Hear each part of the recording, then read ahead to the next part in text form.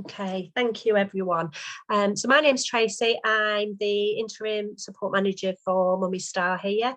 Welcome to our Ask the Expert, which is going to be provided by Cordelia Galcut, and I will hand you over straight away to Cordelia to introduce herself, and then we'll ask 3 questions, which will hopefully promote a little bit of discussion. So welcome to this session on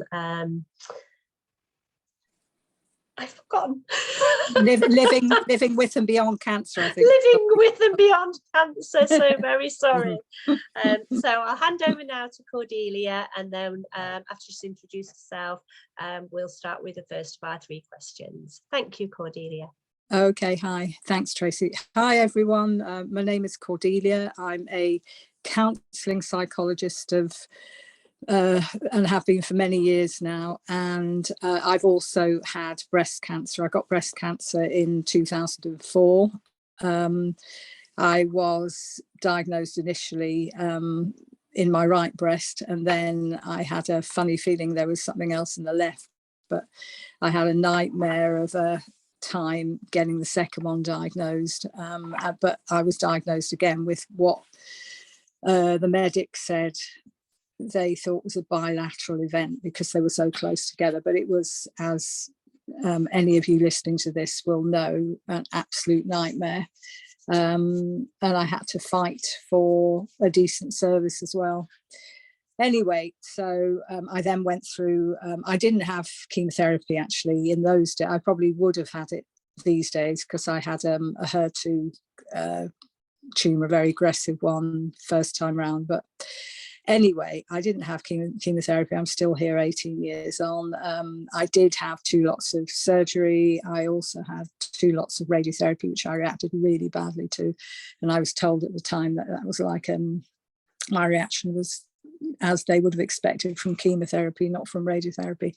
I can't remember what degree burns. It was a nightmare, and I suffer longer term effects as well. And I think the thing that really got me started writing was, which I started in about 2005 or something, was that I have been supporting women myself and the odd man through cancer, and particularly breast cancer, and I thought I knew well enough what women were going through as a counselling psychologist. I thought I had it, just about, I gauged it just about okay. Anyway, long story short, went through it twice, realised I hadn't had a clue, not a clue. And it really, really shocked me and embarrassed me. And I just thought nobody really understands. I was feeling so anxious. I was feeling so overwhelmed. I was, really struggling with the treatments. I had 4 years of an adjuvant chemotherapy drug called Zoladex injected into my stomach, basically for 4 years. For 4 years, once a month, and that was a nightmare. It's like a nappy pin type needle. I don't know whether, I actually don't know how much that's used these days, and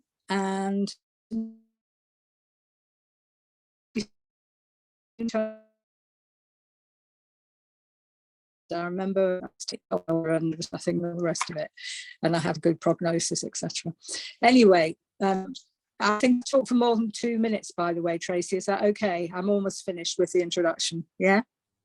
So so that got me started on writing, and I've written 3 books. And actually, in the psychological impact of breast cancer, which was the first one, my experiences of going through all that nightmare initial phase, I've documented all that and what I think should, and I still think it's true, what I said in that book should have been done to help those of us cope better.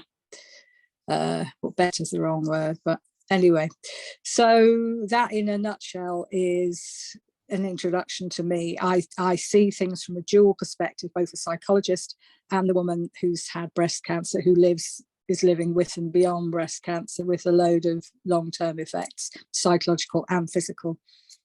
So Thank you very much, Cordelia. And I think it's really important that you say that you've highlighted your professional and also your personal, with breast cancer, and how you've kind of written the books, having been on both sides of that and trying to manage that.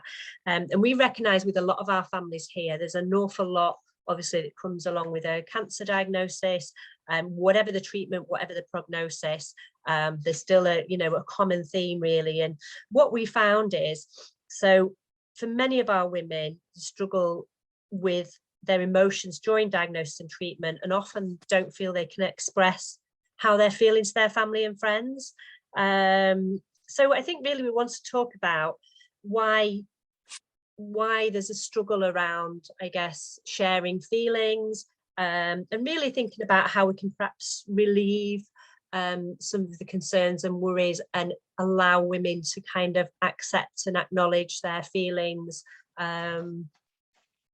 Yes, so if you can kind of talk us a little bit really around that, Yeah, we think it would be really helpful. Thank you. all right. Well, you prompt me if I go off at tangents, because obviously I've written a lot about this. I mean,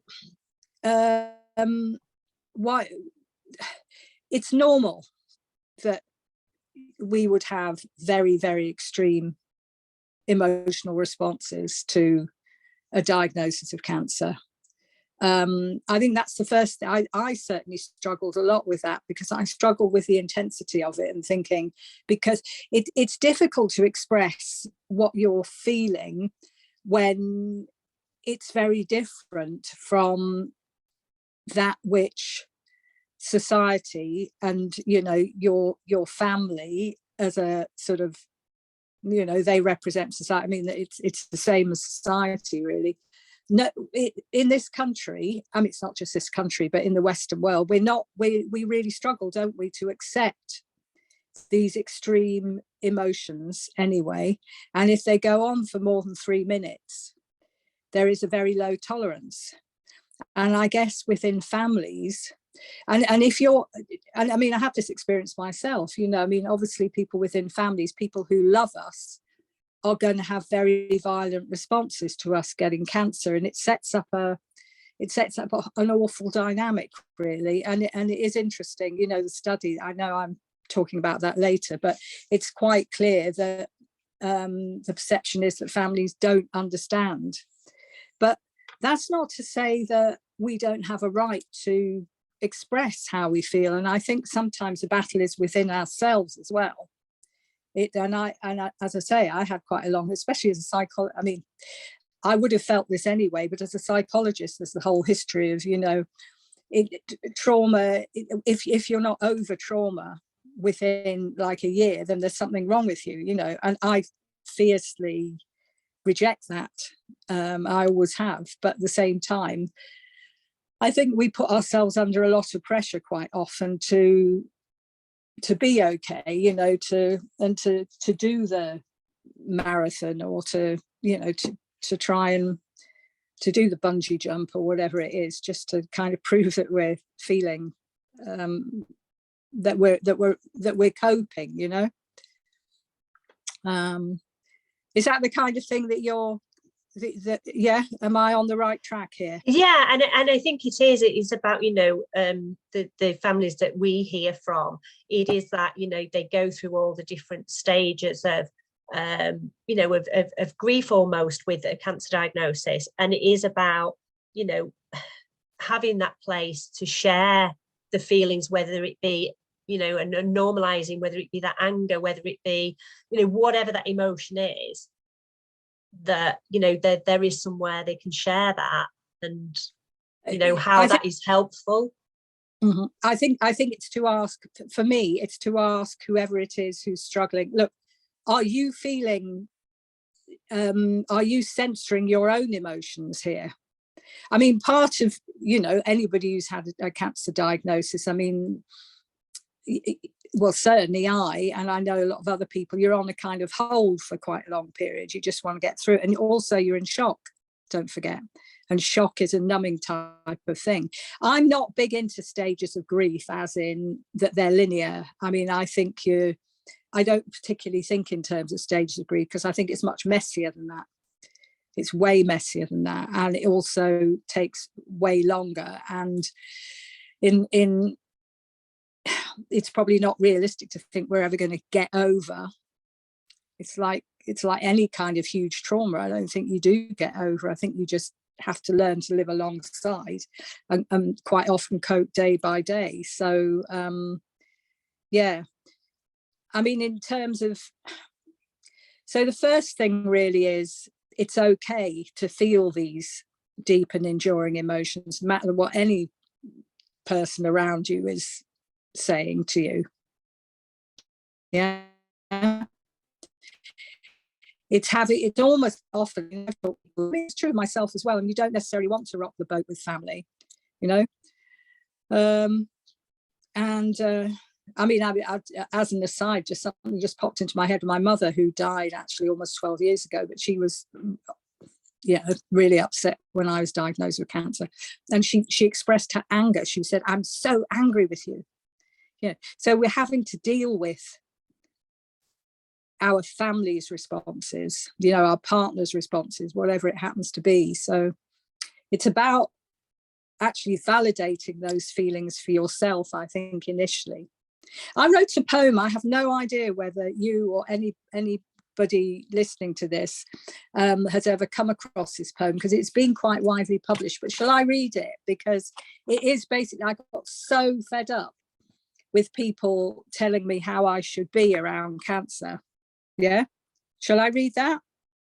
Yeah, please. It's called Please Don't. Please don't tell me how I should feel or what I should think about having breast cancer, how I should be over it by now, how I should be more positive, how I should be grateful that I'm alive.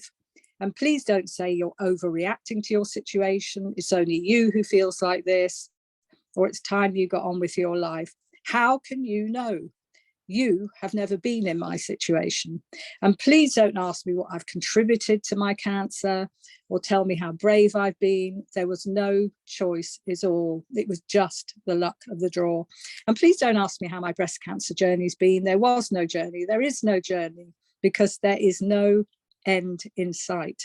And for pity's sake, don't say, well, we're all going to die in the end. I could get run over by a bus tomorrow. It's different. You have never stared death head on. You have never had breast cancer. We are on different sides of the track now. Tell me instead that you cannot know what it's like living through this hell. Tell me instead that you have an open heart and an open mind, that you'll listen, that you'll try and understand, even when what I'm saying sounds preposterous to you. It is my reality. And please, please try and look beyond your own fears, or if you can't, tell me so. Having breast cancer is terrifying, and the terror does not diminish, because the fear that it will come back is ever present. So please, please don't tell me that I'm one of the lucky ones. I'll be back to normal soon, because my life and I have been changed forever. Thank you, Cordy. And I think that just sums up a lot of things that, you know, we've all heard. And, you know, we on the forum, there's a lot of discussion about, you know, people sharing their feelings about, you know, what is said to them. And perhaps we're not good at actually saying, like you said in the last part of the poem, tell me this instead. So I thought that was really, really good to highlight that. So part of the reason, that's okay. The part of the reason that I read that is because I know that quite a lot of people, they've written to me and they said, I just use that poem. I'm so hacked off, you know. I just say, look, I've got a poem written by somebody who's had breast cancer, who's a psychologist as well, and this is what she wrote, and it's how I feel. So please just listen. You know, there are all kinds of strategies that you can employ. I mean, you know, there are all kinds of things that we can use to help lessen all kinds of emotion. It help, but you know, I mean, I don't know what you want here really, but yeah, no, that's great for that first one. What we'll do now is we'll just stop